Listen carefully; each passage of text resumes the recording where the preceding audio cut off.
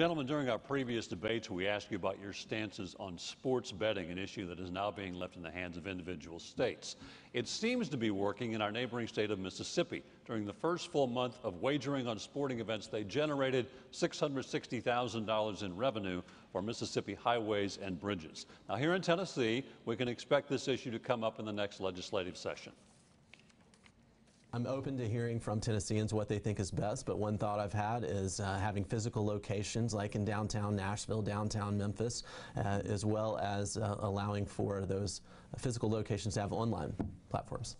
Mr. Lee, you have said that you are against this idea. If elected governor, if the legislature approves it, would you veto it?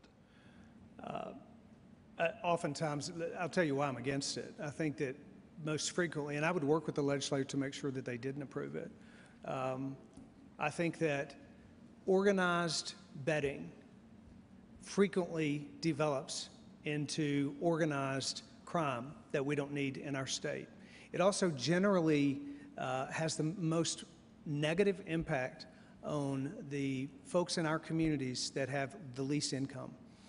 People living in poverty are most negatively affected by legalized gambling in this state. And I think that would be the case with sports betting. That's why I would work strongly with the legislature to oppose it. Thank you, Mr. Lee. Mr. Dean, you said you would consider supporting this bill. Would it be a priority of your administration as a way to increase revenue for the state? You know, I wouldn't walk into the governor's office in January and immediately begin working on this because I would be too busy working on the testing and the health care issues that you've already brought up. But if the legislature passed it and it was done appropriately, I would sign it because we have to be realistic about the need for the revenue. And what's going to happen is, this is like the lottery. We're going to have every single state surrounding our state with sports betting, and people will be going to those states and spending the money there instead of here. And, you know, I'm not a gambler. I enjoyed the Red Sox victory over the Yankees this week without the need to bet. It was just perfect. I don't need that, but at the same time, people do, and people are going to bet, and if there's a reasonable thing created, and I wouldn't rush to do it, I would take time and think it through very carefully.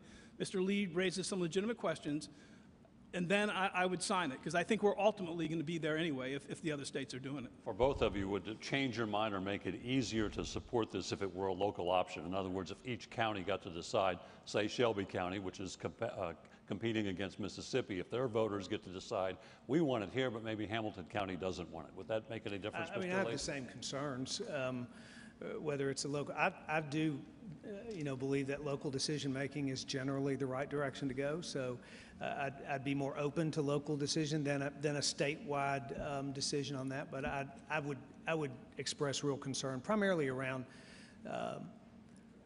the effect that it has on communities in our state and the opportunity that it opens up for organized crime in Tennessee. Thank you, Mr. Dean.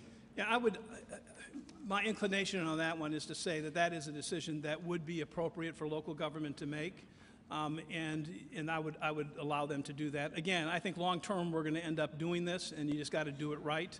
And you can't underestimate the need for revenue. When I think about Memphis, and Memphis is a great city, has a great future, and it's the most authentic place around, but they're going to need additional revenue to do what they need to do in schools. They're going to need additional revenue to do what they need with public safety and other issues. And it's up to them to decide, not me. Thank you, gentlemen, both. Kristen?